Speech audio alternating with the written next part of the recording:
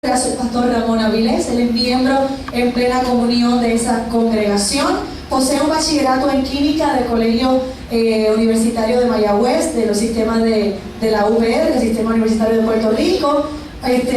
Posee una maestría en Artes y Religión del Seminario Evangélico de Puerto Rico. Es profesor actualmente de la Universidad Pentecostal MISPA desde el 2003. También se desempeñó como decano académico entre los años del 2009 al 2011. Está casado felizmente con Nancy Santiago Hernández. Sus hijos José Torraca Jr., Astrid Torraca, Guillermo Torraca, y ha laborado en el campo ambiental por 30 años. Y en esta hermosa mañana lo vamos a tener como profesor, como maestro de la palabra. Recibamos con un fuerte aplauso, aleluya, profesor José Torraca de la Universidad Pentecostal. Y tenemos que aprovechar el tiempo y dejarle ya para que él continúe con lo que ha preparado para nosotros en esta hermosa mañana. Por favor, agradecemos ¿verdad? Su gestión de estar aquí con nosotros. Nos honra su presencia y que el Señor le use de manera muy especial. Dios nos continúe bendiciendo. Amén.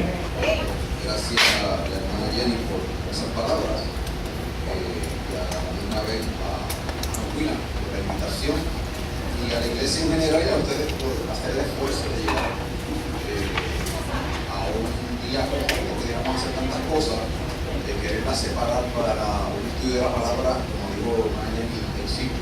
La verdad que es intensivo y el hermano William y todos los que laboraron alrededor de esto, pues realmente tienen grandes expectativas sobre esto. Para mí es un enorme placer, es la segunda vez que ministro aquí. Y me parece que esto está ampliado, ¿no? ¿No está ampliado? Bueno, la verdad que borré memoria, pero a lo mejor es que el cambio, porque antes la batería estaba acá, si mal no recuerdo, ¿verdad? A lo mejor esos cambios hacen que uno como que...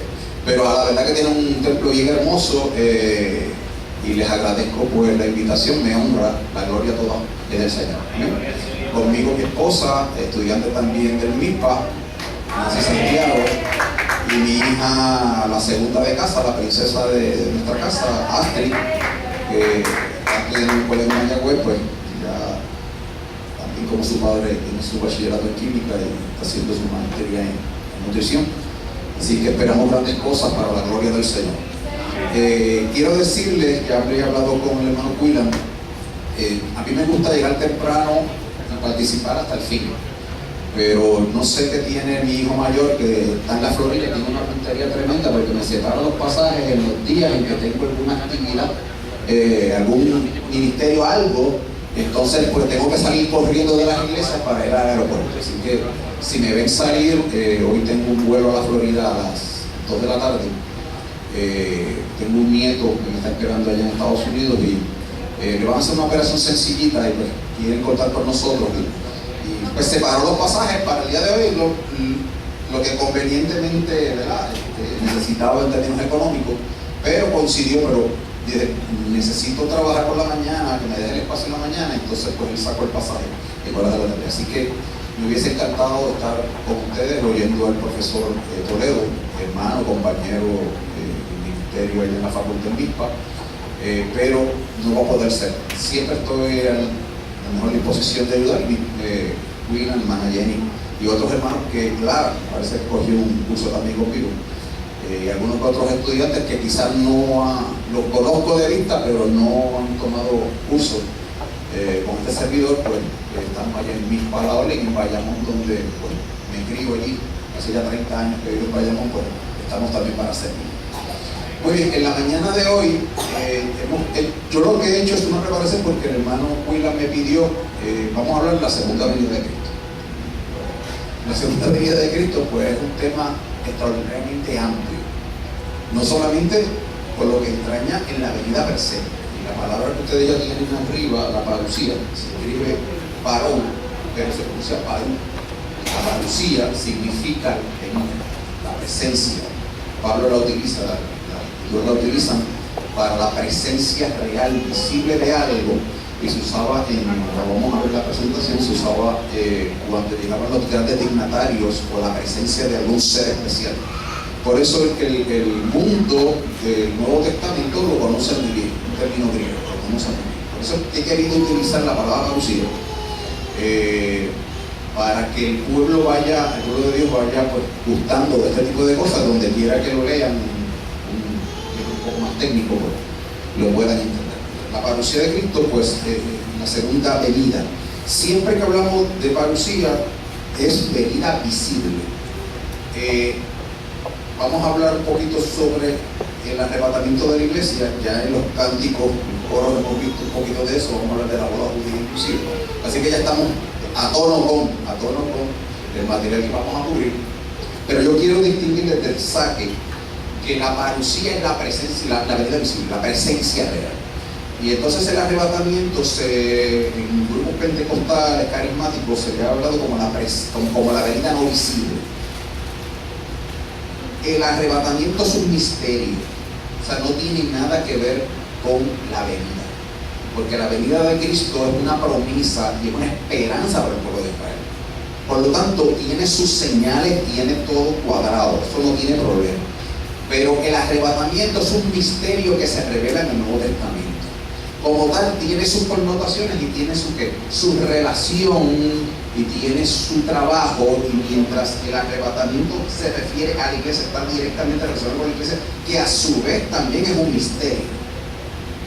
El arrebatamiento tiene su propósito con la iglesia, y a veces pues queremos distinguirla de la parucía diciendo que es la venida no visible. Yo prefiero hablar de arrebatamiento como tal y separarla totalmente de la parucía. La parucía es la presencia real, visible, con todas las señales. Eso no es un misterio, eso es una esperanza. Y por esa esperanza el apóstol, desde Saulo a Pablo, estuvo luchando por esa esperanza de la resurrección y el retorno del Mesías. Aún hoy en día grupos judíos creen en un Mesías real, otros grupos judíos creen en una era mesiánica, otros grupos judíos no creen en nada. El asunto es que la venida del Mesías está claramente figurada en las Escrituras, claramente establecida. El arrebatamiento de la iglesia es un misterio, y como tal se revela en el Nuevo Testamento y se clarifica en el Nuevo Testamento. Así que distinguiendo esas dos cosas, porque es uno de los temas que vamos a ir trabajando, así que la parucía de Cristo y esto no se me mucho otras cosas. No. Cosita arqueológica.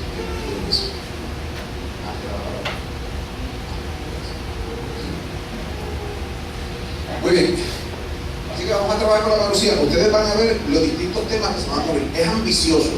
Pues como el hermano William fue muy ambicioso en este congreso, pues yo me fui medio ambicioso también. Hay como 66 plantillas ahí, y yo digo, bueno, vamos a ver cómo trabajamos con 66 plantillas en la mañana, porque a veces con 20 en 3 horas no me da, 66 va a ser mucho más difícil, ¿verdad? Para los que ya me conocen, he dado clases, saben lo que es. Pero vamos a trabajar, lo primero que quiero hacer es hablar sobre ese término importante. Vamos a hablar de la parucía, pero alrededor de la parucía hay unos eventos antes y durante e inmediatamente en esa parucía. Por lo tanto, para poder hablar de la venida del Señor tenemos que trabajar con los acontecimientos anteriores, pero antes de eso vamos a ver algunos detalles sobre eso. De lo mucho de parucía se ha escrito cantidad de cosas, ¿okay? Solamente yo extraigo algo para sencillamente dar en boca. Gracias. La segunda venida de Cristo es conocida también como la parucía, término griego que se refería a la visita a una ciudad de grandes dignatarios, reyes, dioses. En el caso de Jesucristo, el que vamos a trabajar aquí, su venida será para poner fin al Armagedón. Todo eso lo vamos a tratar de cubrir en la mañana de hoy. E instaurar el milenio en la tierra con sus santos resucitados. Por lo tanto, automáticamente usted se va a dar cuenta de que dentro de la parucía de la venida del Señor ya hay unos elementos como Armagedón. El que ha oído y ha leído lo definiremos y trabajaremos con él. Sobre el milenio, yo no voy a trabajar por el milenio, eso le toca al profesor. No me gusta entrar en ámbitos de otros profesores, pero lo tocaré y sigo por ahí para abajo. Pero sepa que la venida del Señor está en un momento dado donde hay un arrebatamiento, hay una gran tribulación, al final de esa gran tribulación hay un Armagedón. Ahí es que viene la parucía, y como resultado de esa parucía hay unos resultados, y uno de esos resultados es el milenio. Así que del milenio para adelante yo pues me limito, ¿verdad?, solamente a señalarlo y que el profesor Toledo en la tarde trabaje con él.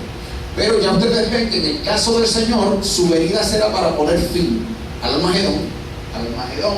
Lo adelanto, por si acaso se nos queda en el tintero, lo adelanto. Armagedón concluye la gran tribulación. Por lo tanto, la venida visible, la parucía de Cristo, es en ese momento, al final de la gran tribulación. ¿Okay? Y el milenio que se efectuará después de esa batalla que se llama Armagedón. La parucía se utiliza, la palabra, 24 veces en el Nuevo Testamento, 16 de ellas con referencia al Señor Jesucristo, su venida. Una de ellas se relaciona con el hombre de pecado, en 2 de Tesalonicenses 2:9. El hombre de pecado, vamos a hablar un poco sobre él, es uno de los nombres que se le da al que comúnmente se le llama el anticristo, ¿no? El anticristo solamente se utiliza en 2 lugares en la Biblia, 1 y 2 de Juan, pero es el nombre que más se ha quedado en la psiquis cristiana. Y cuando usted ve Apocalipsis y el anticristo, la Apocalipsis no menciona anticristo como tal, lo menciona como la bestia. Así que hay una serie de nombres que se le han dado a este individuo, el hombre de pecado, el inicuo. ¿Cuántos? Trabajaremos con eso porque eso es parte del mover de la gran tribulación. El sistema 666 que está al palo por ahí, siempre está al palo, pero últimamente con unas anuncios de los Estados Unidos pues ha estado más en boca y hay mucho pueblo de Dios nervioso con unas cosas, ¿verdad? Pero trabajaremos con eso si el Señor nos ayuda. Paréntesis,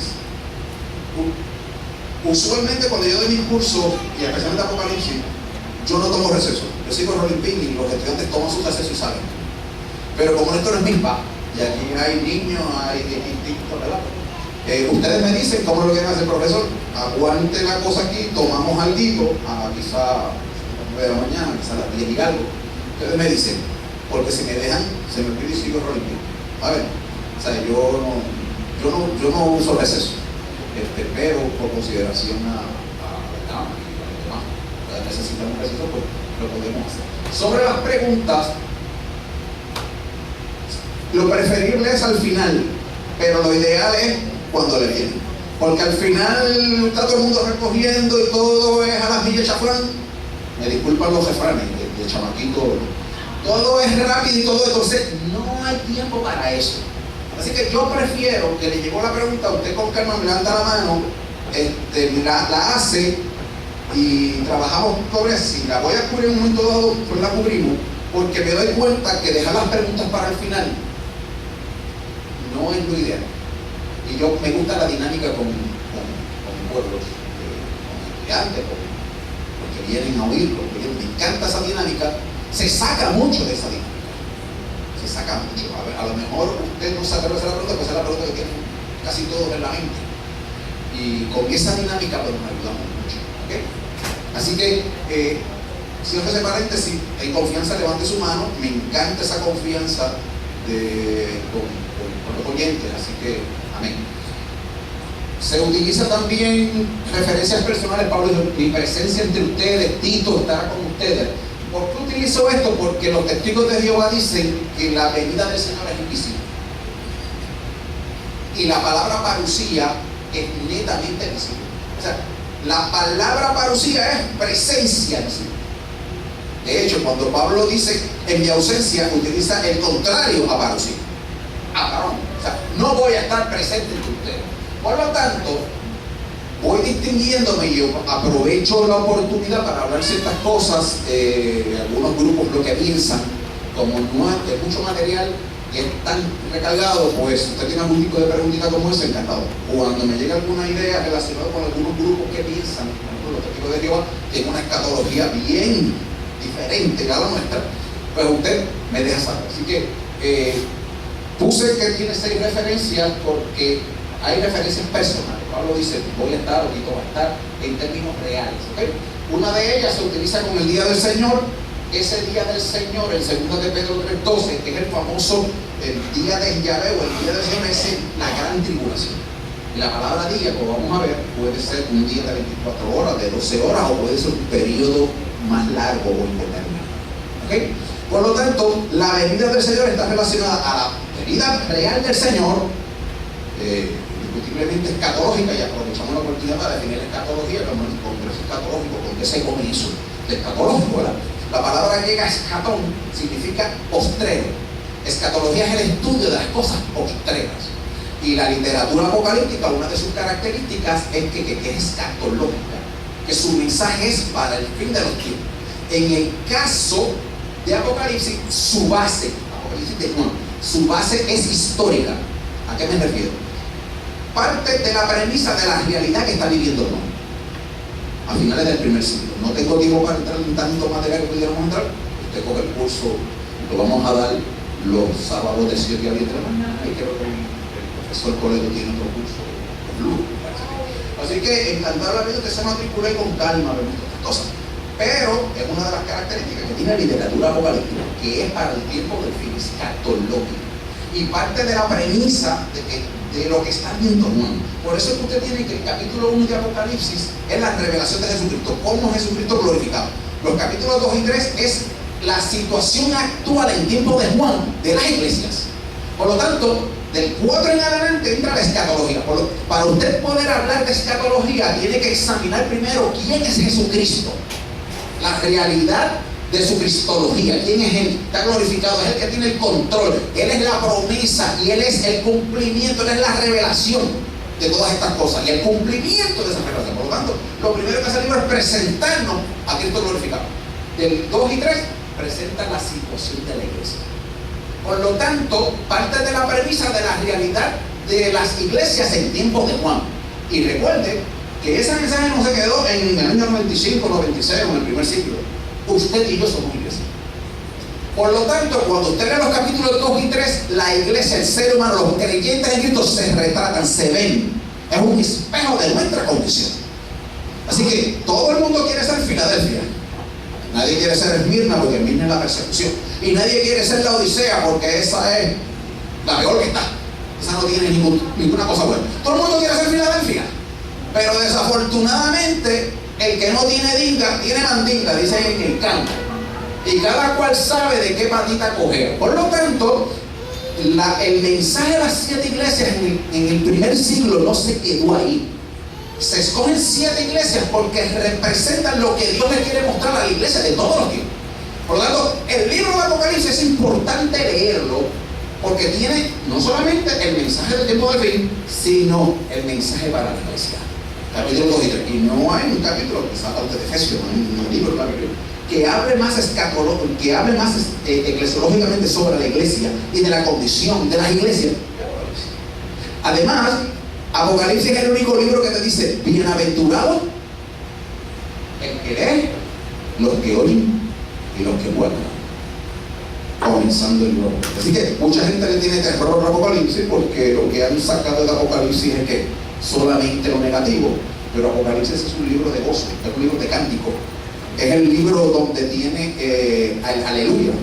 La palabra aleluya se usa mucho en el Antiguo Testamento, pero en el Nuevo Testamento solamente se usa en el capítulo 19 de Apocalipsis, en el cántico de la iglesia y el cántico de los ángeles. Por lo tanto, usted tiene mucho material precioso en el libro de Apocalipsis. Para el que está perdido, sin esperanza, el libro de Apocalipsis es un terror, es un horror. Para el que está en Cristo, es un libro de esperanza y de gozo. Por lo tanto, si usted está en Cristo, mi recomendación es que lo lea más a menudo, porque hay bienaventuranza para el que lo lee, el que lo oye y el que lo guarda. Amén. Muy bien, así que la venida del Señor es literal, física, no es espiritual, como alegan los testigos de Jehová. Aquí vamos a ver algunos de los temas que trataremos hoy. Antes de la venida del Señor y antes de la gran tribulación, conforme a lo que nosotros opinamos. Ahí usted va a ver que hay distintas opiniones, distintas interpretaciones sobre el arrebatamiento de la iglesia. Nosotros tenemos una mente. Nosotros creemos que la iglesia es levantada, arrebatada, antes del comienzo de la gran tribulación. Eso se le llama pretribulación. Lo vamos a discutir con calma aquí. Por lo tanto, para hablar de la venida del Señor, primero hay que hablar del tema del arrebatamiento de la iglesia. Luego que la iglesia es levantada, creemos nosotros, interpretamos que viene la gran tribulación, que es un periodo de 7 años. Ubicaremos eso en su momento. Dentro de lo que llamamos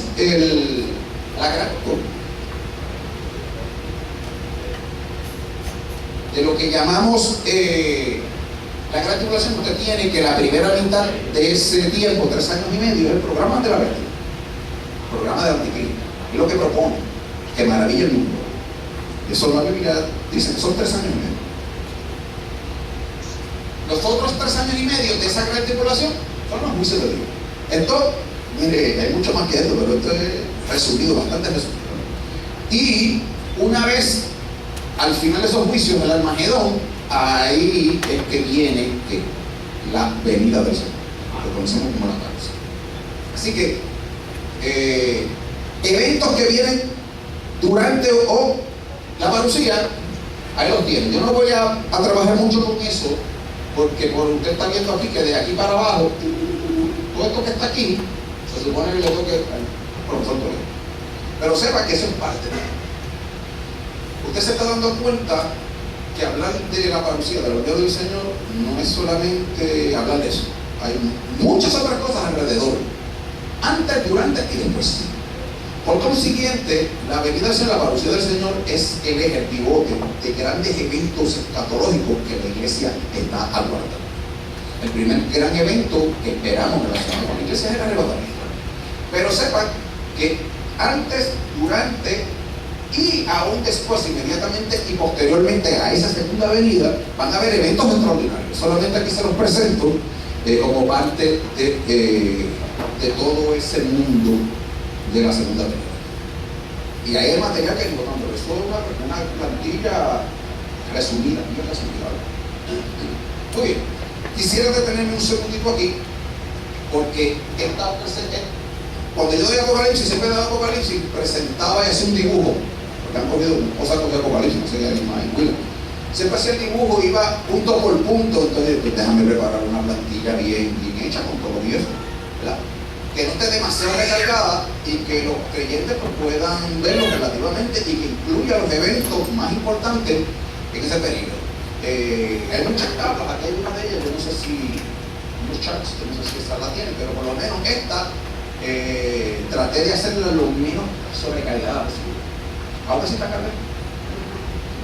Tantos eventos. Bueno, usted puede darse cuenta la creación, el Antiguo Testamento.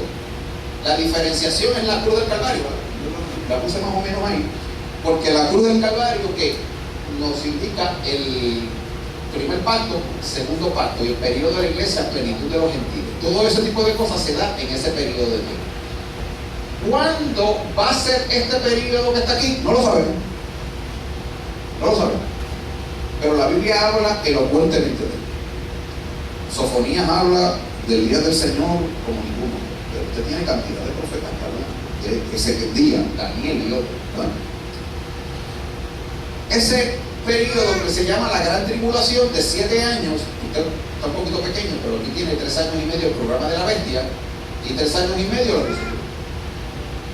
Bien, ahora, arriba usted tiene tres teorías o 3 interpretaciones. Vamos a trabajar con eso. Lo primero que vamos a ver aquí es el arrebatamiento de la iglesia, y yo se lo puse en rojo aquí. Hay rojo, azul y verde, por si acaso, para que nadie lo sepa. Aunque ahora hay 6 partidos, yo no sé qué colores son los otros partidos, vamos a tener también que meter muchos colorcitos aquí para que nadie lo sienta mal. ¿Verdad? Bueno, muy bien. Pero yo lo puse en rojo porque esta es la interpretación que nosotros hacemos del arrebatamiento. Nosotros creemos que el arrebatamiento es pretribulación. ¿Con qué se comienza? Pre es antes de, una preposición, es un prefijo, antes de. Pues el arrebatamiento, según la posición nuestra, es antes de que comience ¿qué? La gran tribulación. ¿Ves? Esa es la posición. MI y de muchos grupos carismáticos y grupos evangélicos que tienden a ser carismáticos. ¿Okay? Hay otros grupos que hablan de que el arrebatamiento es a mediados de la gran tribulación. Ven el programa de la bestia, pero no participan en los juicios. Por lo tanto, el arrebatamiento es a mitad de la gran tribulación. Eso se llama ni tribulacionista.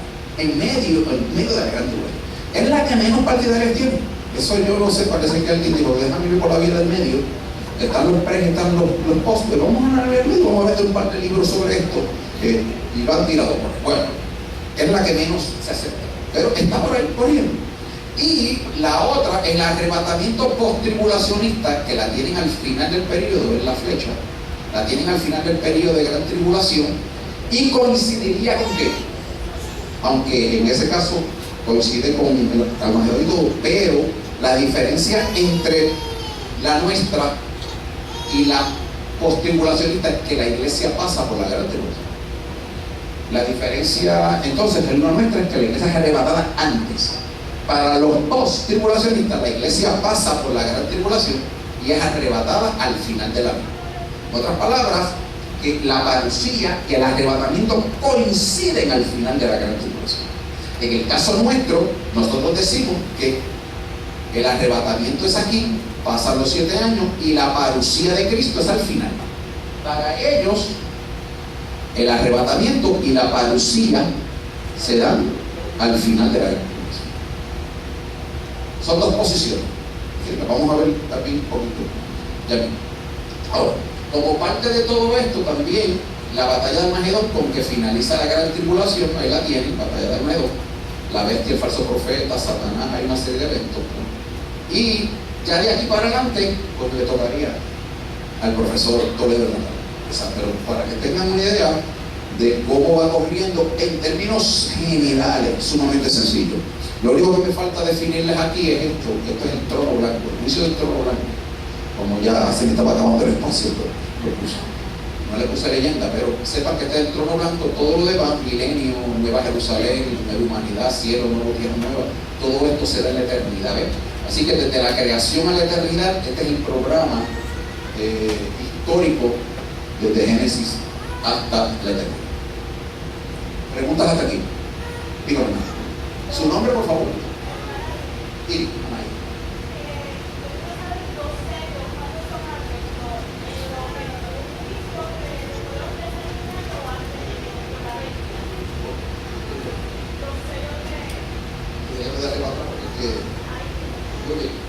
los sellos están aquí.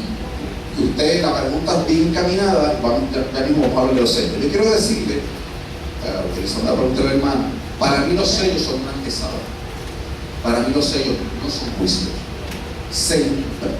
Hacen una presentación como un preview. Voy a tratar de utilizar un elemento moderno. Usted sabe las películas que vienen en CD. Las películas que vienen en CD, cuando usted va a ver esa película, tiene una serie de features, de cosas, y le dice, le pone como una especie de antesala de distintas escenas a lo largo de la película. ¿Cuánto se está percatado de eso? Usted puede mirar cada una de las escenas y puede darle al clic y le va a aparecer esa escena. Pues eso son antesalas. O algunas películas tienen unos previews. Y entonces le va dando algunas escenas importantes a lo largo de esa película. Yo creo que Dios se adelantó a la cinematografía por muchos de siglos. Y yo creo que los sellos lo que hacen es hacer una presentación general de todo lo que va a ocurrir en el libro. Alguna gente no piensa así, piensan que los sellos en sí mismos son juicios. Yo no lo creo. Cuando lleguemos a los sellos, usted se va a dar cuenta de cuál es mi postura. ¿Por qué yo pienso así? Porque el sexto sello te habla de juicios extraordinarios en el cielo, en la tierra, debajo de la tierra.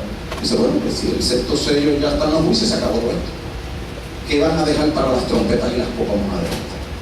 Por lo tanto, para mí, los sellos son una antesala de todo lo que va a pasar en el libro. Los juicios, en verdad, son las trompetas y las copas. ¿Se te opina? No todo el mundo está de acuerdo conmigo, hermano. Yo creo que yo estoy en desventaja. Si todo el mundo opina que son juicios. Yo personalmente no lo creo, pero hablaremos un poquito de los sellos. ¿Alguna otra pregunta sobre este esquema? Muy bien, pues. Sobre la parucía, vamos a hablar un poquito. Hablamos del arrebatamiento. ¿Cuántas teorías o interpretaciones hay del arrebatamiento? ¿Cuántas hay? Para los que apuntan. Las que acabamos de ver. Una pre, una mediano y otra post, al final. Muy bien. Pues de la segunda venida de la parucía también hay 3. Quise adelantarlo para salir de esa situación y que lo podamos ver. Nosotros somos premilenaristas. ¿Qué significa? Acuérdese que el arrebatamiento tiene que ver con pre-tribulación. El arrebatamiento va con tribulación. Pero parucía o segunda venida va con milenio. ¿Cómo se relaciona la segunda venida con el milenio? Eso es lo que significa esa plantilla que usted ve. Para nosotros los pentecostales, muchos grupos que creemos literalmente la revelación bíblica, creemos que Cristo viene a establecer el milenio. Por lo tanto, su venida es antes del milenio. Por eso se llama pre. Y la traigo aquí para que, como ya estábamos hablando de los pre y post, le vamos a hablar de otros pre y otros dentro de la relación de la segunda venida con el milenio. ¿Está entendiendo eso? La plantilla anterior era arrebatamiento con tribulación. Ahora es segunda venida con milenio. Por eso es que le dije al principio que yo separo el arrebatamiento de la parucía. La separo totalmente. Porque si no, como que se tienden a confundir.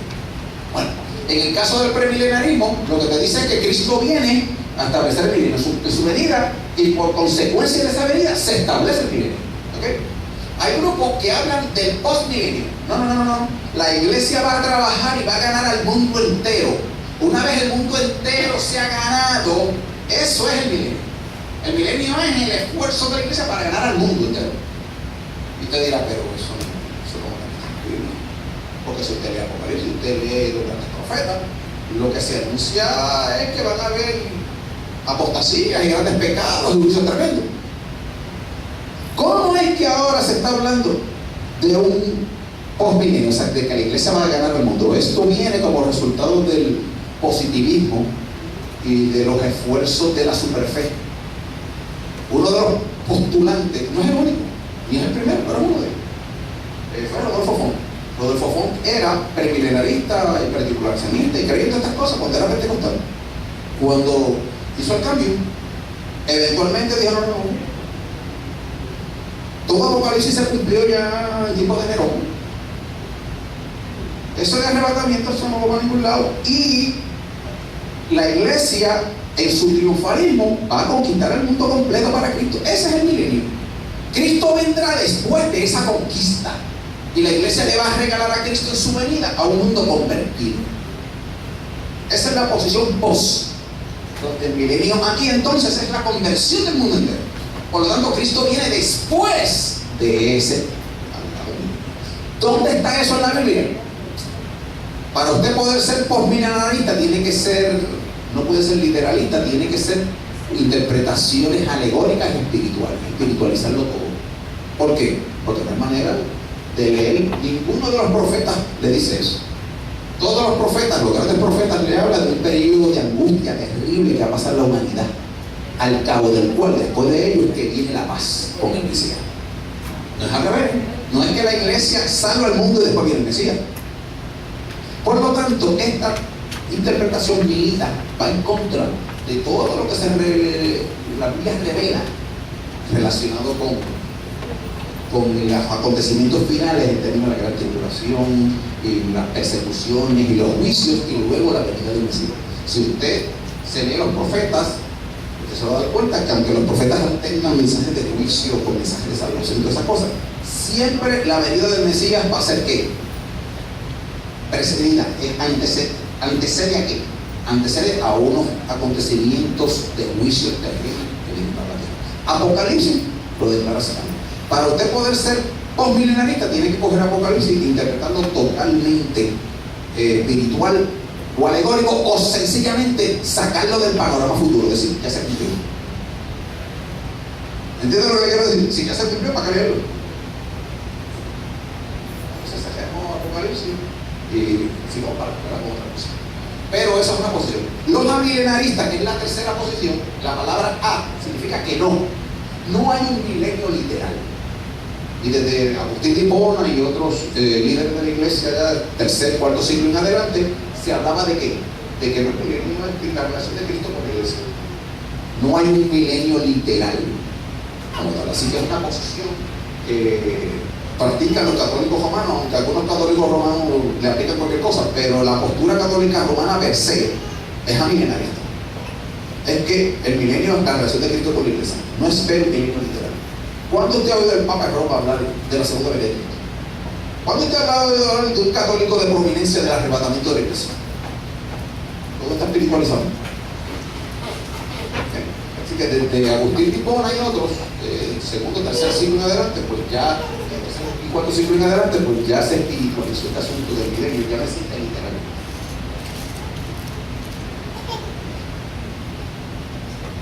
Sobre arrebatamiento, ahí tenemos alguna información. Significa arrebatar, saquear, tomar algo por la fuerza. Ahí tiene la definición de arrebatamiento. Y es levantamiento de los creyentes, tanto de los vivos transformados como de los muertos resucitados. Y tienen pasajes importantes donde se utiliza la palabra harpazo. No siempre está relacionada con el arrebatamiento de la iglesia, sino con alguien que es tomado por la fuerza. Ahí tienen los versículos, no voy a entrar en porque mucho, es tomarlo mucho tiempo. Usted lo tiene en la plantilla, el hermano Willan la tiene, usted puede pedírsela, ¿verdad? Si me trae, pues se la puede enviar por aquí.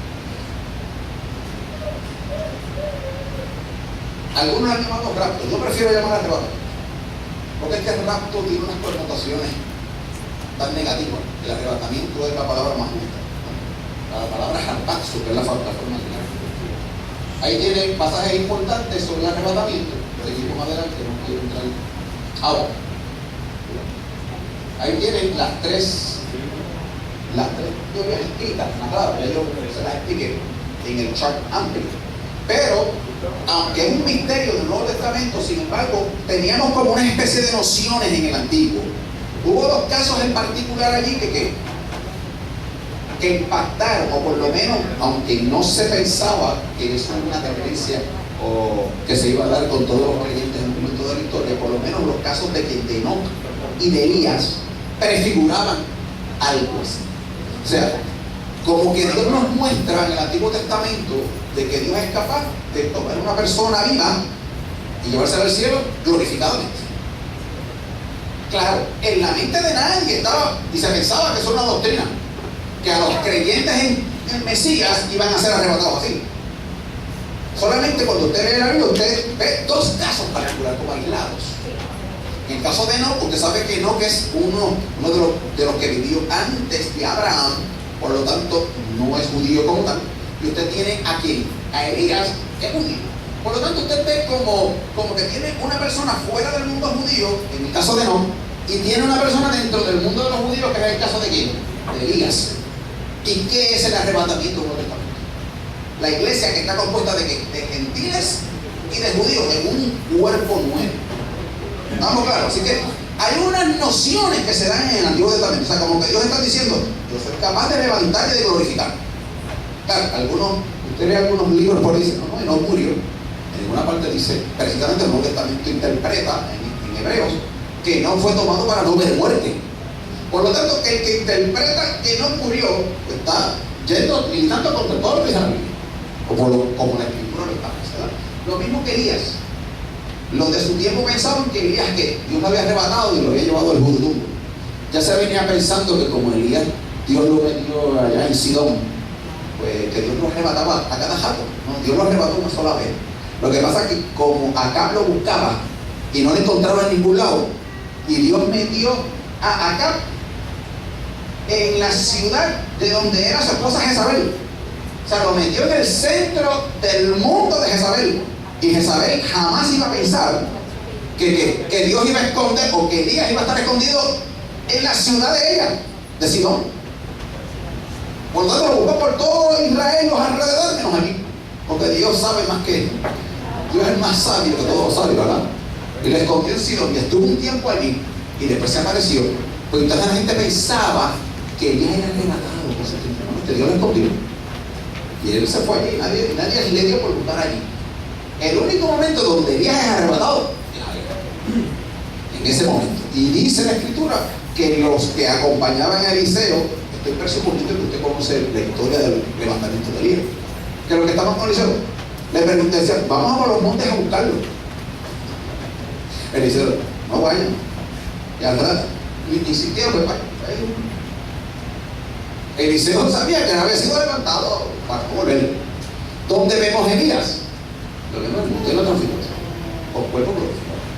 Por lo tanto, Dios ha hecho con estos dos personajes importantísimos de la Escritura, Dios ha hecho unas excepciones a la regla de que todos los seres humanos morirán. La otra excepción a la regla son con aquellos creyentes que en el momento del arrebatamiento serán levantados vivos, sin morir, transformados de glorificados. Por lo tanto, el precedente que tenemos en el Antiguo Testamento es Enoc y Elías, pero no como una doctrina. Nadie se imaginaba que iba a haber un cuerpo de creyentes que iban a ser levantados así, como se celebra en Roma. Así que lo que estamos diciendo ahí es eso, que el arrebatamiento de la iglesia es un misterio. Solamente se dan dos casos en el Antiguo Testamento, pero se espera, y es una promesa gloriosa, que un grupo de creyentes redimidos en Cristo Jesús va a ser levantado en un momento dado. Todos los grupos que hemos creído en esta promesa, esperamos que sea nuestro tiempo. Si no se dan estos tiempos, pues esperamos, si no a través del arrebatamiento, a través de la resurrección, que está en la presencia del Señor. Así que las tres teorías ya yo las discutí en el texto anterior, voy a pasarla por eso. Pero sepa que está ahí. Así que en términos generales, las interpretaciones relacionadas con el arrebatamiento, usted las tiene antes de la tribulación, por el día o al final. Nosotros somos ¿de dónde? Si yo doy un examen oral aquí, ¿de dónde somos tú? ¿Dónde somos somos pretribulacionistas y somos premilenaristas. Pretribulacionistas relacionados con el arrebatamiento antes de la gran tribulación y premilenaristas en el sentido que creemos que la segunda venida de Cristo es a establecer el milenio. Pues antes de eso somos pre. Así que váyase con esas son las analogías con que soy pre. Bueno, y las diferencias, ya yo las dije, nosotros somos lo que se conoce como futuristas dispensacionalistas. Esa es la escuela correcta. Y yo tengo unas plantillas sobre las distintas escuelas de educación, no tengo tiempo para eso. De hecho, hay un congreso, hay un retiro de pastores en Cabo Rojo, en julio, donde me toca hablar de las escuelas. Con el doctor Camacho. El Camacho, Isaac Luis, que es un estudiante y un pastor de aquella área. Sí, vamos a estar tres profesores allí trabajando. A mí me tocó la parte de las escuelas de educación. Sí, si usted quiere ir al barrio Combate de Cabo Rojo, yo lo invitamos el día 7 de julio. ¿Verdad? Vamos a trabajar con las escuelas, pero entre las 6 escuelas más o menos que existen de interpretación, hay 2 en particular. Estas 2 son futuristas, pero nosotros somos dispensacionalistas y creemos que yo no voy a leer todo esto porque ya usted lo conoce. Nosotros creemos que la iglesia es un misterio, es un paréntesis, que el trato de Dios es con Israel. Cuando la iglesia es levantada, entonces la gran tribulación es para tratar con Israel. Eso es lo que nosotros creemos. Así que la gran tribulación es un trato con la humanidad, pero especialmente con Israel, y la iglesia no está envuelta, la iglesia es levantada. Eso es lo que creen los dispensacionalistas. Esto que se llama premilenarismo clásico, también creen en el futuro y toda esta cosa, pero creen que la iglesia pasa por la gran tribulación. La inmensa mayoría de los grupos evangélicos son de esa posición. La posición premilenarista clásica, aceptada por muchos grupos protestantes evangélicos. Ahora vamos a ver algunas cosas, ya algunas las dije. Estamos hablando del arrebatamiento. Es un misterio revelado en los Testamento. Aunque se prefiguró con Elías y Enoc, como Enoc y Elías, pues realmente es una doctrina revelada en el Testamento. Y tiene los 2 pasajes más importantes, 1 Corintios 15 y Tesalonicenses 4 del 13 al 18. Esos son los 2 pasajes más importantes, no son los únicos, pero los más importantes sobre el arrebatamiento. Y en ambos te dice que es un misterio, palabra del Señor. Tesalonicenses dice, lo decimos en palabra del Señor, esto es una profecía, esto es una palabra que Jesús nos dejó. 1 Corintios 15 dice, os digo un misterio, no todos moriremos, pero todos seremos transformados. Porque el judío cree en la resurrección. Resurrección para la vida y resurrección para la muerte. Pero la transformación de los vivos, eso es una doctrina. Y eso es lo que os digo un misterio. No todos dormiremos, pero todos seremos transformados, los vivos y los muertos. ¿Okay? Y ese es el misterio. Que no aparece revelado como tal, ya lo dije, lo de Enoc y Elías, La iglesia como cuerpo de creyentes en el Mesías, formado de los judíos y los gentiles, también es un misterio, ¿verdad? Así que tienes el arrebatamiento, que es un misterio, más la iglesia es un misterio.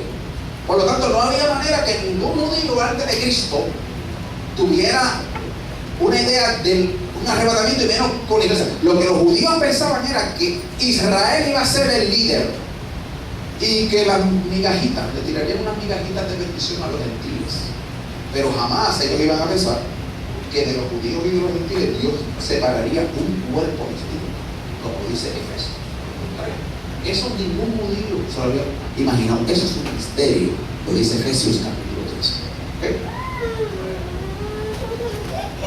Así que, y el arrebatamiento equivale a lo que vamos a ver ahora de la boda judía. Por eso es que le digo que estamos sintonizados con los corintios, porque los corintios hablan de la boda judía. Pero ¿cómo hablamos de la boda judía? ¿Qué es? En términos del arrebatamiento, ¿cómo lo vemos en la boda judía? La boda judía tiene 3 fases, 3 divisiones. Y las vamos a ver. Ahí la tienen. La boda judía se divide en 3 partes: desposorio, presentación y fiesta de boda. El desposorio, cojo el caso de María y José, que estaban desposados. Desposorio es cuando el padre del novio va a casa del padre de la novia y pide a la muchacha para su hijo. Eso lo puede hacer cuando el muchacho es pequeño, cuando es adolescente, cuando es maduro, cuando sea. Lo que sí se sabe es que ahí se firma un contrato, la palabra hebrea que tuve es el contrato, y se le daban las arras. El padre del novio le da un anticipo. Arras es un anticipo. ¿Para qué? Para decirle al padre, asegurarle al padre de la novia que lo mío es seguro. Debe decirle, pueden haber compromisos desde que son niños, y pasaron los años y al cabo de los años ese compromiso. ¿Okay? Así que ese desposorio puede durar años. Dicho sea de paso, la relación de Cristo y la iglesia está en el nivel de desposorio. Se nos ha dado el contrato. ¿Cuál es el contrato de la boda? A ver si sintonizamos. El nuevo pacto. El nuevo pacto. ¿Y qué incluye el nuevo pacto? Las arras. ¿Cuáles son las arras de la iglesia? El Espíritu Santo. Así que estamos ahora mismo, el Señor haciendo que formando a la novia del Cordero, a la esposa. Que de hecho, ya de esta primera etapa, no es como nosotros acá, que usted puede tener una novia o un novio, y el novio le da una sortija de compromiso, y un día antes la puede decir, no me voy a casar. O la novia le dice, no me voy a casar. Pues está bien, dame la sortija, sigue tu camino, se acabó. En Israel es así. Para poder romper eso, hay que dar carta de divorcio. Es tan oficial como si estuvieran casados. O sea, ya de ese momento en adelante, para romper, hay que dar carta de divorcio. Por eso es que cuando María quedó preñada por el Espíritu Santo, la palabra preñada es la correcta, quedó preñada por la acción del Espíritu Santo en ella, José, como era justo, no quería infamarla, romper el compromiso acá secretamente, porque si José saca el asunto, la meterá. Porque nadie va a pensar que el Espíritu Santo. Pero por eso es que Dios se le revela a José en Mateo, para decir, no, el santo ser que nacerá es el Espíritu Santo. Se la recibe. ¿Okay? Por lo tanto, en esa primera parte ya es fundamental. Ya es como si estuvieran casados. No hay intimidad sexual, pero hay compromiso sexual. ¿Okay? De hecho, hay una película, hace poco la vi con mi esposa, se llama The Chosen. Una película ya de los 80, ¿no? The Chosen es un muchacho rabino jasídico, de lo que usan la hermana de él. Como el papá de este muchacho es un rabino jasídico, importantísimo, fundamental, la hermana, la hija de este rabino, ya está comprometida con otro, y una muchachita. Hay distintas películas así, que ya las personas están separadas de aún. Es más, la hija que va, el muchacho que va a nacer, o el que nació ya el día, se va a casar con mi hijo, y ya lo unen, y pueden pasar años. ¿Okay? La segunda etapa es la que llamamos la presentación, donde en el día y la hora, que el Padre solo conoce, por eso Jesús dijo, el día y la hora nadie sabe, solo mi Padre. ¿Por qué? Porque es el día de la presentación, es el día que Padre, hoy es el día. el novio va con los amigos y los amigos entran a casa de la novia a buscarla. Y vienen con ellas unas doncellas y no sé. No tengo demasiado tiempo para entrar en eso, pero sepa que hay otros materiales que usted puede utilizar. Así que el novio va, llega hasta un punto, el novio no entra a la casa de la novia, son los amigos. Por eso es que en Tesalonicense el Señor se queda en el aire. Y los ángeles, voz de mando, voz de arcángel, trompeta de Dios, descender del cielo, los muertos en Cristo, subimos a él. Y entonces Jesús dice en Juan 14, en la casa de mi Padre, muchas moradas. Voy pues a preparar lugar para vosotros. Si me fuere y os prepararé el lugar, vendré otra vez y os tomaré a mí mismo, para que donde yo estoy, vosotros también estéis. Quiere decir entonces que ese os tomaré a mí mismo es la presentación, la segunda etapa.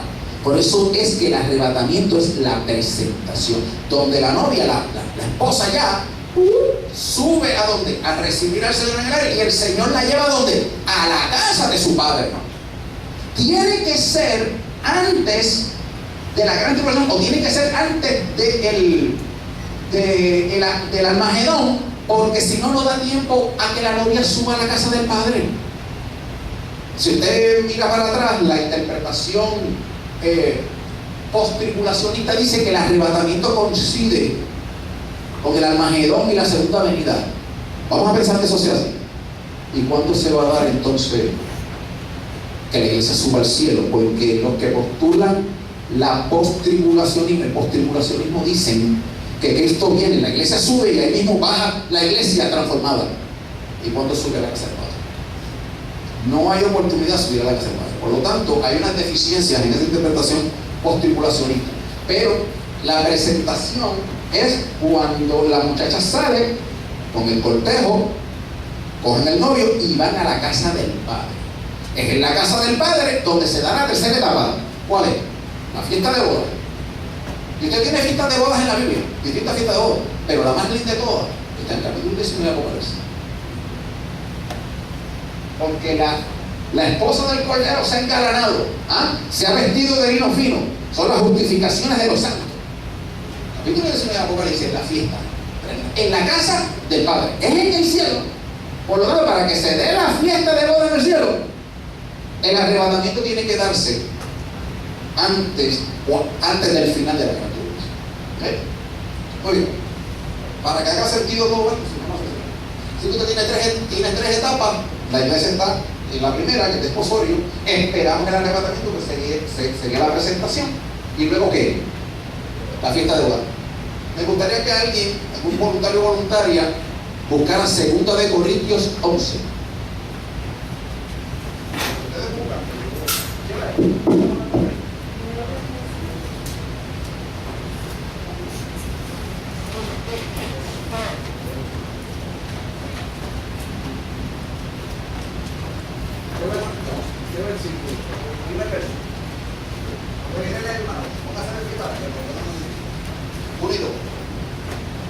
Ojalá te tolerases como de locura y tolerable, porque os celo de Dios, pues os fue desposado con un solo esposo para presentaros como una virgen pura a Cristo. Os he desposado con un solo marido para presentaros como una virgen pura.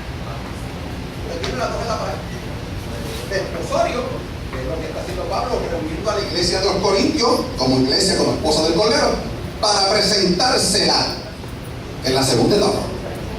Así que ese es el texto más claro, más directo, y dicho por el apóstol, ¿verdad? En relación con la iglesia, desposorio, presentación. La fiesta de boda, eso se encarga el Padre. Déjenme decirle, las fiestas de bodas en la Biblia, eso depende de qué. Porque las fiestas judías corren por el lado del Padre. Se supone que las fiestas de bodas nuestras cojan por quién? Por la novia. Pero eso ha cambiado muchísimo. Eso ha cambiado muchísimo. Eso depende de ya como que este tipo de... Pero se supone que en la boda judía, quien corre con todos los hierros desde que comienza hasta que acaba es el padre del novio. Por eso es que el Padre nuestro tiene que poseer los tesoros.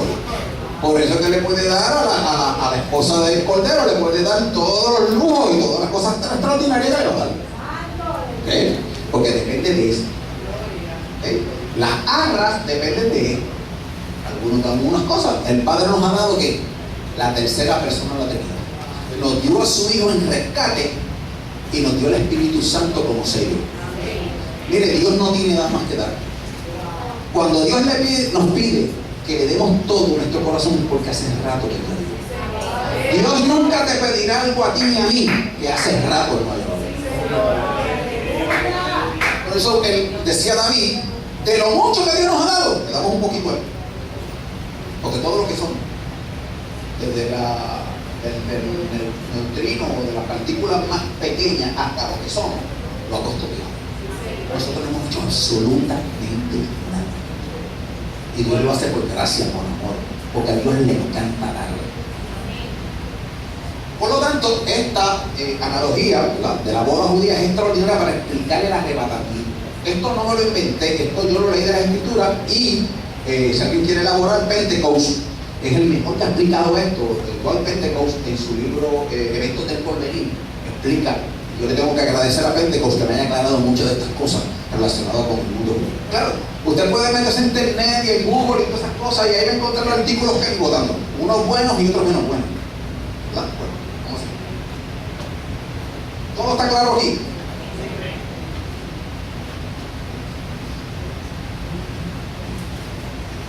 Así que las diferencias en arrebatamiento y parucía las tenemos ahí.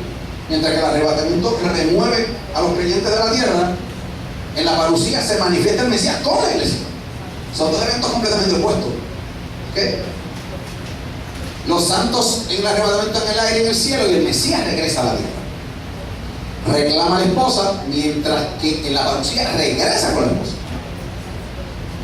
Inicia la tribulación, o sea, una vez el arrebatamiento empieza la tribulación, mientras que la parucía termina la tribulación y comienza el milenio. ¿Okay? El arrebatamiento es inminente y no es visible. O sea, no hay señales. Hay que vivir, como decían aquí, hay que vivir en los cánticos, ¿verdad? El que no viva conforme a la santidad. Aunque yo tengo que decir una cosa, el arrebatamiento es una esperanza para el creyente. A veces, en algunos lugares, tienen tanto miedo con el arrebatamiento. Y esto no quiere decir que la iglesia no vive en santidad. El código es la palabra de Dios. Pero a veces se manipula, se utiliza el arrebatamiento para meter un culto. Entonces ponen las exigencias del arrebatamiento de tal manera que uno tiene que ser casi un ángel. Alguna gente no, que si no hay pero, y le ponen tanto y tanto y tanto y tanto hasta lo dice, bueno, la verdad que yo no llego a esos niveles. O sea, que hay que ser balanceado en la doctrina del arrebatamiento. La doctrina del arrebatamiento de la iglesia es una esperanza cristiana. Claro, la iglesia trata de vivir de fe en fe, de gloria en gloria, buscando vivir en santidad cada día. Pero eso no quiere decir que usted tiene que ser un ángel para ir al arrebatamiento, porque entonces nadie pudiera entrar en el arrebatamiento.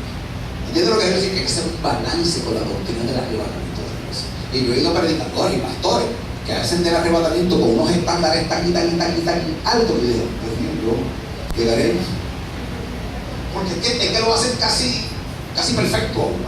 Así que en ese sentido, el arrebatamiento es una doctrina sublime, maravillosa, una esperanza que anhela a todo hombre y mujer de Dios de estar ante su esposo, aunque vive en santidad, pero no llevarlo a unos niveles que uno realmente deje de convertirse, deje de ser una esperanza para convertirse en un yugo.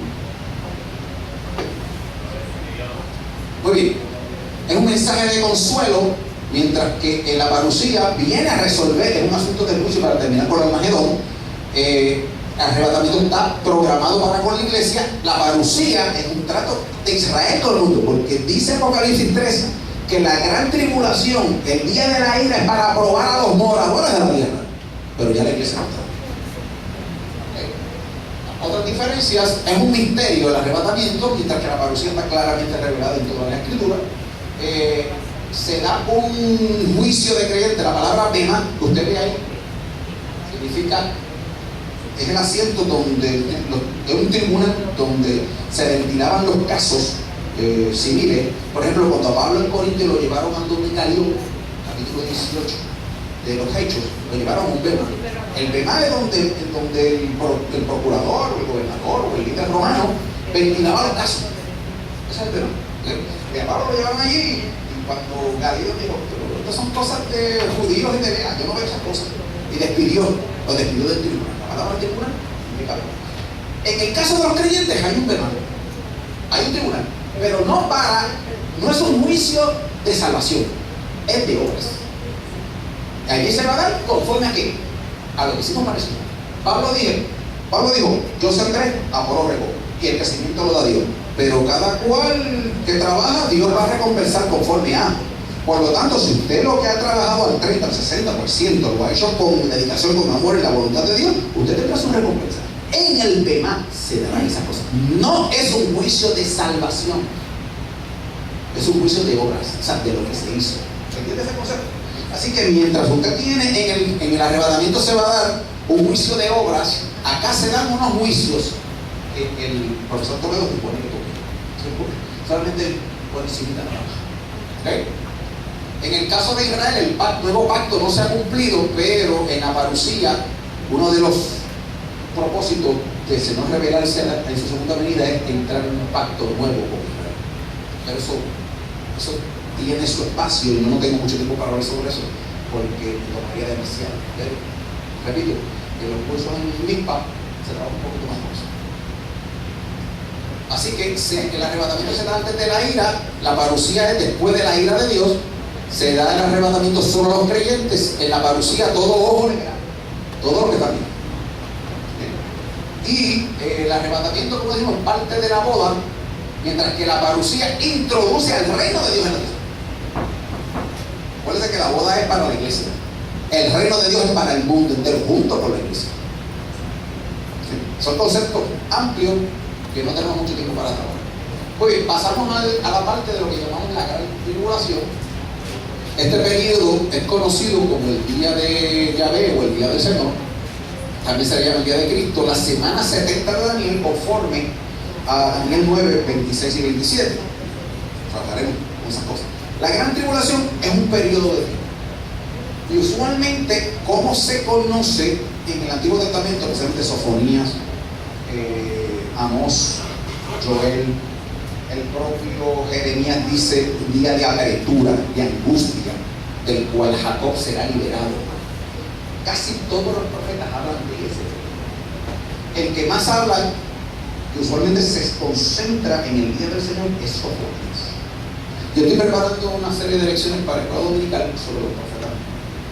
Por lo tanto, debemos de trabajar con eso. ¿Cuándo sale? Sale en 2013, pero saldrá, ¿verdad? Esperamos en el Señor.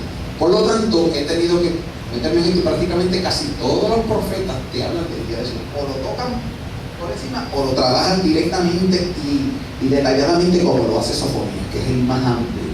Ahora, el Apocalipsis del capítulo 5 o 6 en adelante ya te está hablando de la gran tribulación. El libro que más ampliamente habla sobre ese periodo es Apocalipsis. El Apocalipsis de Juan. Es más ampliamente que habla. Pero, por eso que dice que aunque se habla de día, el día del Señor no es un día ni de 12 horas ni de 24, es un periodo mayor. Así que la palabra hebrea para día, yom, puede ser el día solar, puede ser un día completo o puede ser un periodo. De hecho, la palabra dice en Génesis capítulo 4, dice, en el día que fueron creados, pero no fue un día, fue en el periodo en que fueron creados, ¿verdad? Las distintas cosas en la creación, capítulo 1. Por lo tanto, la palabra día no la tome como un periodo cortito. En este caso particular, es una semana de años. Son 7 años. Por eso que usted ha oído que la gran tribulación es un periodo de 7 años. ¿De dónde viene eso? De la semana 70 de años de Daniel. En Daniel se hablan de 70 semanas. 69 han pasado. Semanas de años. O sea que 7 por 70, 490.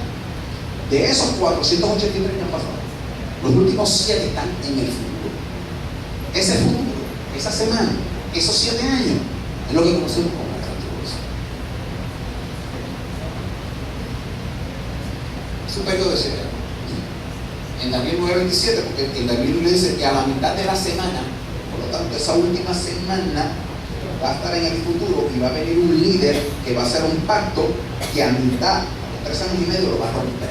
Por eso es que decimos que la gran tribulación se divide en dos mitades. 3 años y medio, un programa de un ser que va a hacer un pacto con Israel. Y que ese programa el mundo entero se fascina. ¿Quién como la bestia? Wow, programa. El mundo queda fascinado de ese programa. Pero al finalizar esos primeros 3 años y medio, ese ser querrá sentarse en el templo de Dios como si fuera Dios, dice Pablo, según de Tesalonicenses. Por lo tanto, para el judío se da cuenta que ha hecho un pacto con un diablo y no con un verdadero Mesías. ¿Okay? Así que en ese momento es que vienen los grandes juicios de Dios y es el levantamiento de este ser en contra de Israel. Los primeros 3 años y medio pensamos que es un acuerdo con Israel. A la mitad de esos 7 años se rompe ese acuerdo y viene unas persecuciones terribles contra Israel. Dígame, hermano, ¿su nombre? Jessica, tú eres estudiante de mi papá.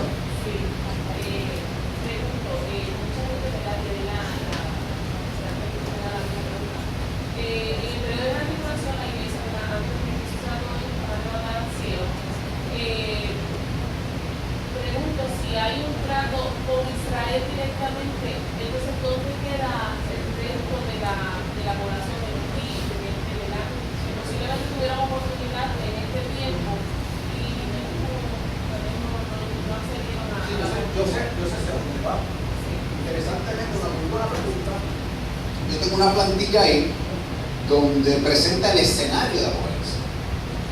Y la pregunta es muy interesante porque usualmente se nos ha enseñado, por lo menos vamos a hablar de la perspectiva pentecostal.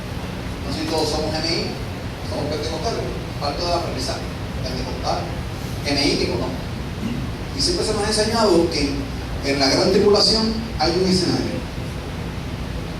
O te sellas con el 666 o das el cuello. Eso es lo que nos enseñan.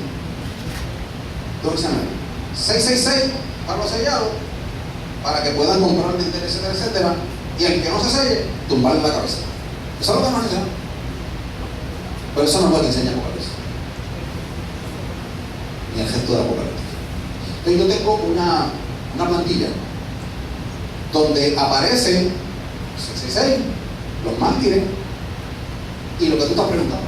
¿Dónde está Israel ahí? ¿Dónde están las naciones? ¿Y dónde están los demás? Es una pregunta fabulosa.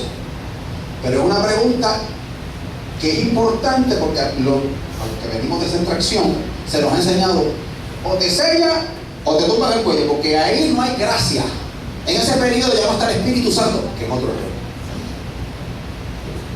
¿Verdad? En ese periodo la gente se salva dando el cuello, otro error. La gente se salva por la sangre de Dios. Dice Apocalipsis 7. La única forma de Génesis y Apocalipsis de que la gente se salve es a través de sangre, de derramamiento de sangre, prefigurado en lo que en el Antiguo Testamento con la sangre de los animales, pero trabajado y cumplido perfectamente en el sacrificio de Cristo. No hay otra forma de salvación. Porque si en la gran tribulación la gente se salva dando el cuello, es una salvación de obras. Capítulo 7 dice: los mártires, ¿quiénes son estos y de dónde han salido? Ah, tú lo sabes, Señor. Estos son los que han salido de la gran tribulación, que han lavado su ropa con la sangre del Cordero. O sea, que los que mueren en la gran tribulación mueren creyendo en Cristo Jesús. Si mueren en Cristo Jesús, tiene que estar el Espíritu Santo para convencer. Por eso usted tiene una serie de plantillas que tengo que ya vienen desde la perspectiva que se nos ha enseñado que el Espíritu Santo no está. El que se remueve es el Espíritu Santo. Son enseñanzas que se nos han transmitido que creo que no están correctas o viviendo. Así que parte de la pregunta que hace mi hermana es pensando en Apocalipsis nos ha enseñado que solamente los grupos, los que se sellan o los que se mueren. No. Están los que se sellan, los que se mueren, los que no se sellan que no mueren. La iglesia de Israel de una forma, los 144.000. Hay una serie, hay naciones que sobrevivirán a la gran tribulación. Todo eso está en una mano. Vamos a ver. Así que la pregunta es muy interesante. Me permite entonces, la hermana, ¿de tu nombre? Iri. No, Iri es Jessica. Pues Jessica, ¿me permite cuando lleguemos allí entrar en esa? Muy bien. Porque es una de las hay cosas que yo he ido recogiendo, porque el estudiante que llega a Apocalipsis usualmente ya viene con unas nociones. Y entonces es más difícil enseñar Apocalipsis, es más difícil desmantelar esas nociones que enseñar Apocalipsis. Y cuesta trabajo, porque se nos ha enseñado. Por eso que cuando usted va a mi curso de Apocalipsis, el texto se lee completo. Porque hay que darle oportunidad al texto. A veces leemos tantos libros que el texto lo apagamos, lo silenciamos. Y permitimos al autor que hable. En mi curso no. En mi curso el texto habla primero. Cuando el texto habla, entonces usted lo compara con lo que dice los demás. Lo que dice él, este va a querer el otro. ¿Va en armonía con lo que dice el texto? Si no va en armonía con el texto, hay que buscar otro texto. Porque las interpretaciones se acomodan al texto, no al revés. Yo no puedo acomodar el texto a la interpretación de nadie, ni a la escuela de nadie. A veces ya llevamos una escuela en la mente y cogemos el texto y lo forzamos para que entre a mi escuela, a mi forma de interpretación. No. Mi forma de interpretación tiene que ir conformándose al texto. Hermana, ¿su nombre?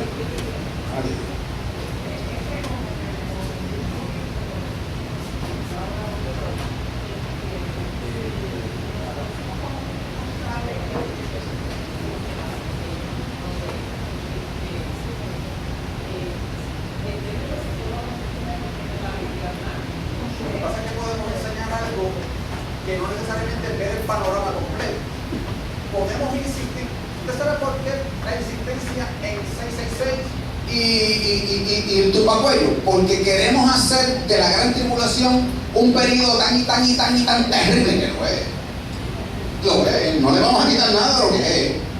Pero lo que hacemos tan terrible que nos salimos del propio texto. Haciendo, porque el propio texto testifica, la apocalíptica bíblica testifica que cuando Cristo venga al milenio van a haber naciones vivas. Y de hecho, capítulo 25 le dice: separó a la derecha las ovejas y a la izquierda las cabras. ¿Quiénes son las ovejas? Los que en la gran tribulación beneficiaron a Israel. ¿Quiénes son las cabras? Las que persiguieron a Israel. Por lo tanto, las ovejas entran al milenio. Por lo tanto, tienen que sobrevivir y no son 666. Porque los 666 tienen sus juicios en la Biblia. Lo que pasa es que yo no, esto es la parucía, esto no es Apocalipsis, esto no es un curso de Apocalipsis, que tiene detalles que ni otro. Pero esa pregunta yo sé que iba a ver, porque esas son las preguntas que todos tenemos que estar burlando, porque lo que han enseñado.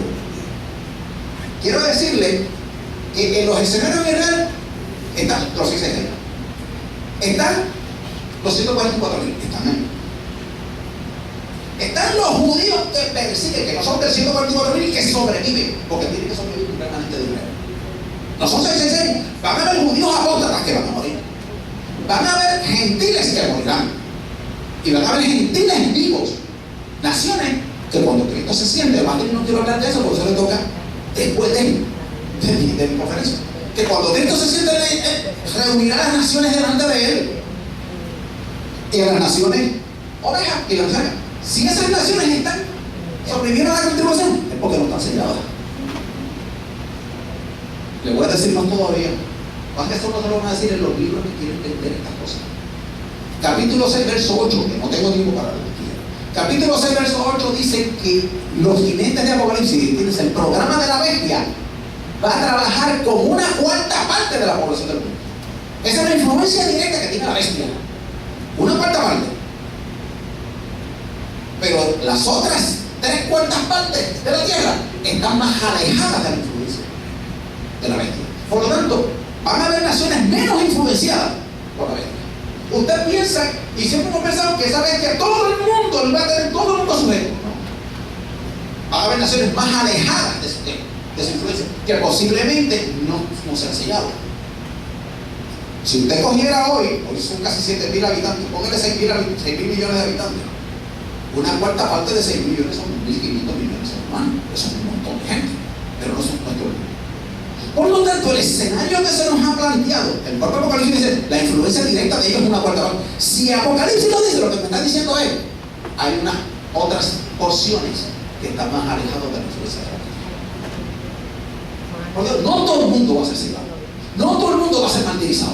Van a haber judíos que sobrevivan, 144.000 y naciones que sobrevivan. Eso dice Apocalipsis, dice el Apocalipsis. Si no, no cuadra. En ninguna parte de la Biblia dice que te sellan o te mueren. En ninguna parte de la Biblia lo dice.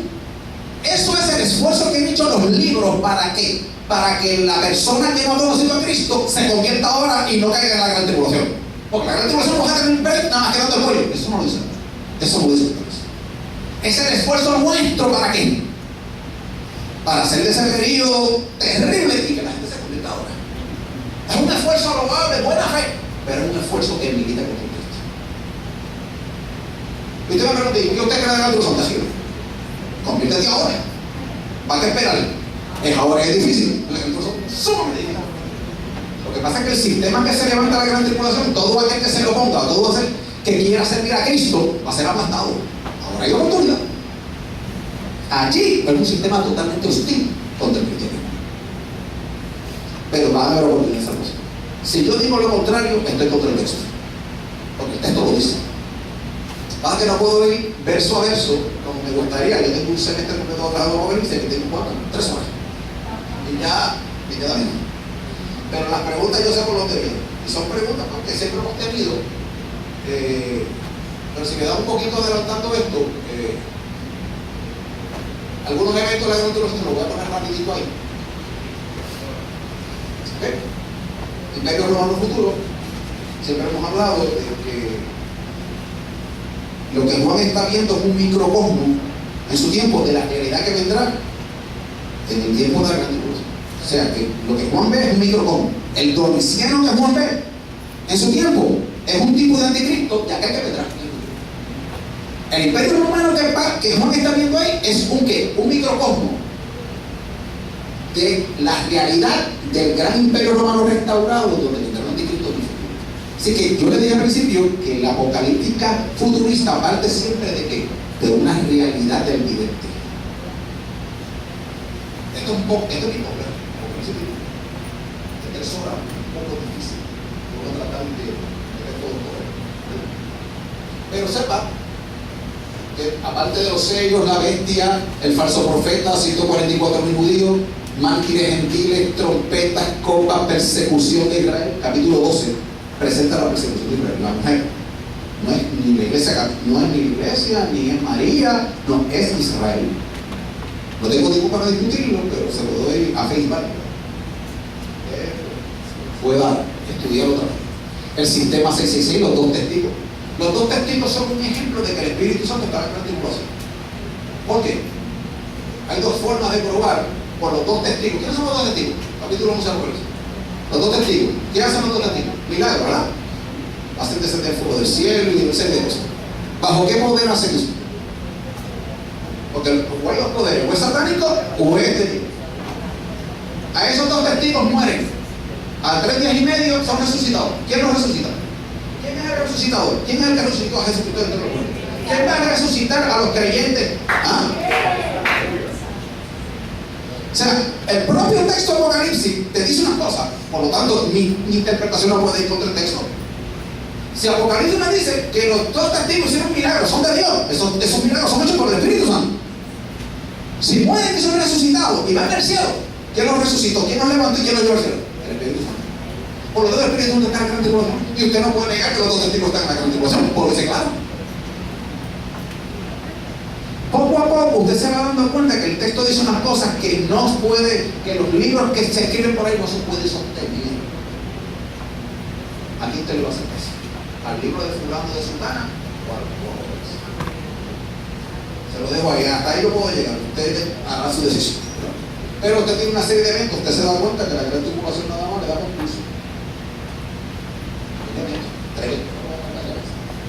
Díganme la hora.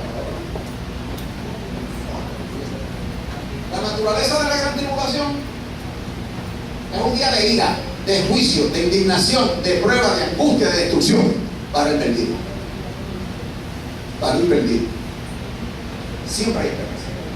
Todos esos textos usted los busca en distintos profetas y entre saca, ¿verdad? Y distintos textos de la Biblia dice, son características tremendas, ¿verdad? Ira, juicio, indignación. En el caso de Apocalipsis dice que ese periodo de ira es para probar a los moradores. Pero usted y yo, para que tenga una idea, usted y yo somos probados todos los días. Por lo lo tanto, el periodo de gran tribulación para la iglesia. Dios tiene unos propósitos en el periodo de la tribulación. El periodo de la iglesia culmina, se levanta la iglesia y Dios sigue su trato con Israel y con otras naciones. Dios sigue teniendo misericordia. Mire, el libro de Apocalipsis, cada vez que Dios emite juicio, dice que ellos no se arrepintieron. Quiere decir que Dios espera arrepentimiento. Él dirá que en la gran tribulación después, no me haga caso a mí, vaya cuando termine este congreso, vaya cogiendo su prisa. No coja mucho, le puede caer, pero vaya con prisa y coja el libro de Apocalipsis y vaya leyendo y empieza a dar cuenta que cuando viene los juicios, Dios espera arrepentimiento de la gente. ¿O usted se cree que el Dios nuestro es un Dios que castiga por castigar? Que es un Dios morboso, que se complace en la destrucción. No. El Dios nuestro lo que hace es esperando siempre una relación íntima con sus hijos, con sus criaturas. Cuando tú tienes sus hijos, un hombre y una mujer normal, porque hay cantidad de normales por ahí, pero un padre y una madre normal, cuando el muchacho y le tiene que, bueno, en mi tiempo se me daba un toquecito, ahora hay otros psicologías. En mi tiempo, la piernita, ¿verdad? O la reguita, ¿verdad? Pues, su cantacito, porque hay que coger con la madre. Hoy en día no hay mucha psicología, ¿verdad? Hay muchas cosas, hay muchos chicos amenazas a los padres, que no llegan a servicio social, pero en mi tiempo era otro tiempo, ¿okay? Pero uno lo hace por amor, esperando a Dios. Ahí tengo una de ellas que ella salió, pues, a ella no había que darle, que con mirarla nada más ya era suficiente, ¿verdad? Con mirarla nada más, cuando papi le miraba a la gente, pues ella bajaba, ¿verdad? No tenía que llegar a esos niveles, ni con el menor, con el mayor, una y otra vez, un toquecito era más que suficiente. O sea que yo no digo mucho, yo no soy ese tipo de padre, pero sepa que cuando uno llega a ese punto lo hace con amor, porque cuando me dijo en su caso, mis hijos, el tesoro que Dios me da. Y yo digo, si yo que soy un pecador, que yo soy un mero mortal, amo a mis hijos, Dios te amo como una razón. Pasa que hemos pintado un Dios distinto. El mismo Dios de amor, el mismo Dios, el Dios Padre de Jesús. Es el mismo Dios de amor. Lo que pasa es que tiene que trabajar, porque si no trabaja, el mundo se destruye. Israel y su propósito se va también con destruir vidas humanas. Y una de las características es que Dios tiene control de todo, pero Dios ama a su persona. Con esto cierro este paréntesis pequeño. Mire, Dios no destruye Nínive. El libro de Jonás, por dos cosas. Primero, que se arrepintió la gente. Dios ama a la gente. Dios ama a los animales. Por eso se saca esa teología de los animales. No vaya caso a mí, cuando vaya entre otras cosas. Ahora, el capítulo final de Jonás. Y Jonás se molestó por la calabacera. Y tú te molestas por la calabacera y no te das cuenta que yo he perdonado por la gente y por los muchos animales. Mire, Dios ama a esa persona. Por lo tanto, el Dios de Apocalipsis no es distinto al Dios de la eternidad. Dios es uno y siempre es Dios de gracia y amor y misericordia. ¿Estamos claros en eso? Por lo tanto, los juicios de Apocalipsis siempre van con la finalidad de arrepentimiento. Gloria a Dios, o sea, aleluya. Los libros por ahí nos han vendido que un Dios terrible, que de ahí no hay. Hace poco estamos viendo una película por televisión donde Gabriel se reveló. Hace que no la vi por ahí. Como que la vimos otro día, ¿verdad? Oye, ¿por qué ponen a Gabriel? Porque Constantine es otra película donde Gabriel también se revela contra Dios. Ahora Miguel peleó contra él, se hizo humano y después se vuelve. Lo que era de la gente, a mí me gusta esa película para ver cómo la imaginación de estos productores, de esta gente, cómo trabaja. Yo no me lo imagino a Gabriel lo ponen siempre revelándose contra Dios. Sin embargo, la Biblia dice, en la película dice que cuando el hombre murió, Dios lo llevó al cielo, lo volvió a ser Miguel, porque él decidió ser humano. Lo mataron, pero volvió a ser, y Dios le dio la bendición de que devolviera a San Miguel y se enfrentó a Gabriel, que se reveló. Y cuando lo iba a matar, no lo mató. Y dijo, si hubiera estado en tu lugar, pues tú me hubieras matado. Sí, por eso es que fallaste delante de él. Así que la propia película se da cuenta de que ¿qué? De que Dios es un Dios de piedad, es un Dios de misericordia, que aún Gabriel rebelándose contra Dios, lo perdona. Por lo tanto, si el productor de Hollywood dice así, usted y yo que hemos conocido la gracia, porque nosotros lo que merecíamos era la muerte. Bueno, no supiera, pero yo que me conozco muy bien, yo merecía la muerte. Y Dios se agradó de mí, y a pesar de lo que yo soy, me salvó. No por obras, dice la palabra, sino por pura gracia, por puro amor. Por lo tanto, ese es el mismo Dios que lo salvó a usted y que todos los días, cotidianamente, se acuerda de usted y de mí, que está con nosotros todos los días hasta el fin del mundo. Ese es el mismo Dios que también quiere salvar. No importa que Dios. Gloria a Dios. Aunque esa puertilla luce terrible, terrible para el que no se convierta. Pero aún en el periodo de la gran tribulación habrá oportunidad para la arrepentimiento. Y ya entramos a la semana 70 de Daniel. El ángel Gabriel, hablé del ángel Gabriel de la película, el ángel Gabriel que se le revela a Daniel en capítulo 9. Él dice, mira, 70 semanas están dadas para ti. Pueden abrir la Biblia, capítulo 9 de Daniel, téngalo por ahí porque vamos a ver la escritura. 70 semanas están dadas a tu pueblo. Daniel está esperando porque se acabe el cautiverio de 70 años en Babilonia. Si usted va a Jeremías 25, dice Israel pasará, Judá pasará 70 años, va a ser el cautiverio en Babilonia. Esa es la profecía. El capítulo 9 de Daniel, Daniel está en ayuno, buscando la presencia de Dios porque ya los 70 años están por cumplirse. Él está orando para que ese cumplimiento del profeta Jeremías se dé. Porque ya Daniel lleva tantos años en Babilonia que ya está a punto de cumplirse el cautiverio de 70 años. Y viene Gabriel. Y el hombre está orando porque para que Dios le revele cómo van a hacer las cosas para salir del cautiverio, y Gabriel le viene como otra profecía. Mientras que Daniel está esperando para el cumplimiento de los 70 años de cautiverio, Gabriel le viene con una profecía de 70 semanas. Estoy resumiendo los vídeos de Daniel.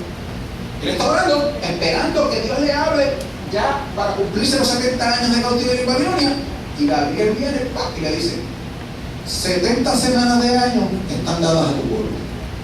¿De qué es a tu pueblo? De Israel. 70 semanas. Y los propósitos de esas 70 semanas están ahí resumidos. Y Gabriel le dice, terminar la prevaricación, poner fin al pecado, expiar la iniquidad, traer la justicia perdurable. Traer justicia perdurable significa la justicia del reino de Dios establecido en la tierra. ¿Estamos claros? O sea que esto es una finalidad. Como dice un programa, la final. Esta es la finalidad final. Usted puede ver en la Biblia que la Biblia reitera juicios y bendiciones, pero esto que está hablando aquí Gabriel, esto es lo último de lo que esta es la realidad, el reino de Dios implantado en la tierra. Y los propósitos, ¿verdad? Sellar la visión y la profecía, ungir al Santo de los Santos. Eso usted lo tiene en capítulo 9 de Daniel, verso 24, que es la visitación del ángel Gabriel a Daniel, que está esperando una respuesta de Dios, y lo que le está dando es que en lugar de decirle se va a acabar el cautiverio aquí, le está abriendo una visión para el tiempo postrero. De hecho, cuando usted ve a Daniel le pide a Dios que le dé una información digna. Y Dios le dice, sella, Daniel, sella, que es el tiempo del fin. Cuando usted va a Apocalipsis, ¿qué le dice Dios, amor? No selle, porque el tiempo del fin ha llegado. Por lo tanto, entre Daniel y Juan en Apocalipsis hay un pase de batón. Mientras que a Daniel se le manda a sellar, a Juan se le manda a abrir. Por lo tanto, lo que no se le reveló a Daniel, usted lo está viendo ¿dónde? En Apocalipsis. Vamos. Las 70 semanas, esto lo voy a ver rápido porque toma su tiempo. Comienzan con la orden de restaurar el muro de Jerusalén. Usted lo puede leer, el capítulo 9, del 24, 25, 26 por ahí. Y le dice que comienza con la restauración del muro.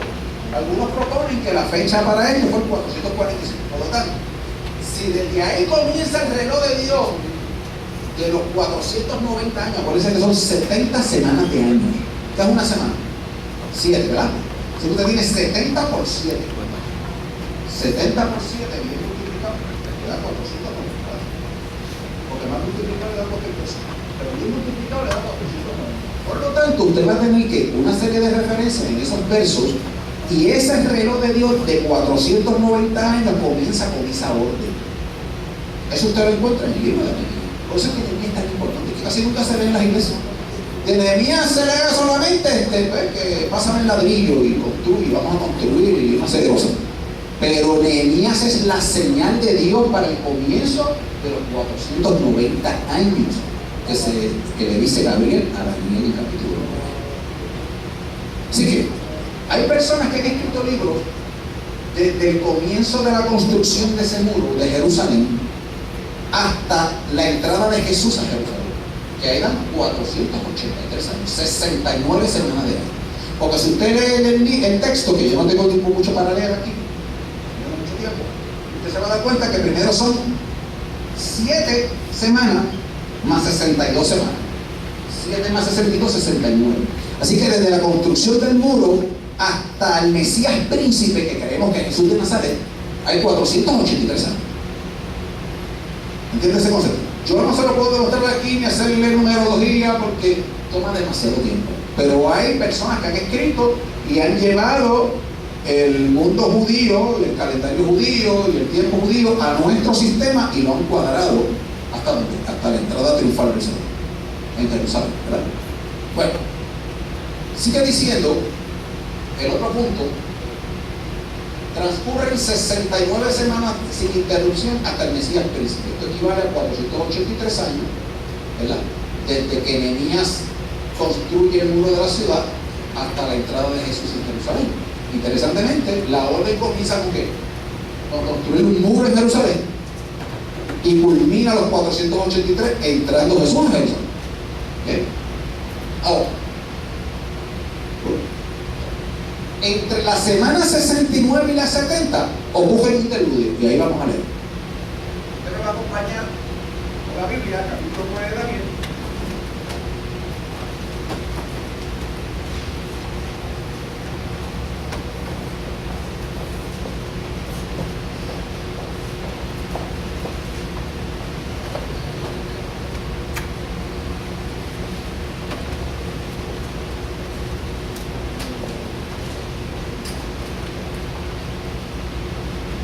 Si va conmigo, estamos en el capítulo 9, los versos 24 al 27. Yo voy a ir específicamente al verso 25. 9:25 de Daniel. Dice: conoce y entiende que desde que salga la orden de restaurar y reedificar a Jerusalén hasta el Mesías príncipe, habrá 7 semanas más 62. Pues 7 más 62 son 69. ¿Okay? Desde la orden de Nehemías hasta el Mesías son 69. La plaza y la muralla, etc. Verso 26. Después de las 62 semanas, le quitarán la vida al Mesías. Pues si le quitan la vida al Mesías, es porque ya el Mesías está. Nosotros creemos que ese Mesías es Jesús de Nazaret. Quiero decirle que no todo el mundo concuerda con esta interpretación. Con la interpretación, ¿qué más justicia hace? Si usted coge las semanas en años, ¿qué es lo que creen? 483 años. Y pensamos que es Jesús de Nazaret. Otros dicen que son otros, un sumo sacerdote, otros dicen otra cosa. Pero nosotros pentecostales y los grupos que interpretamos literalmente estos textos, pues creemos que es Jesús de Nazaret, la muerte del Señor, ¿verdad? Que es el Mesías príncipe. Verso 26. Después de 62 semanas le quitarán la vida al Mesías y no por sí mismo. Y el pueblo de un príncipe que ha de venir destruirá la ciudad. Así que usted tiene dos príncipes ahí.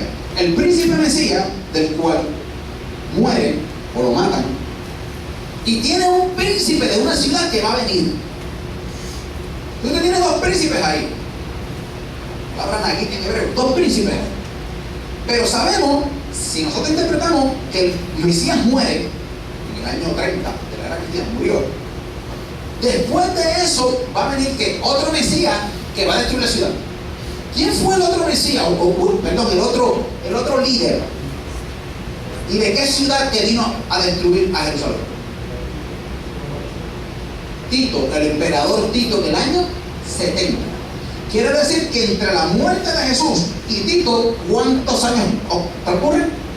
40 años. Entre la muerte de Jesús. Si interpretamos la muerte del Mesías príncipe como la muerte de Jesús, interpretamos al otro príncipe que ha de venir de la ciudad, el otro príncipe que destruyó a Jerusalén, no es otro, sino que Tito. ¿Por qué? Porque los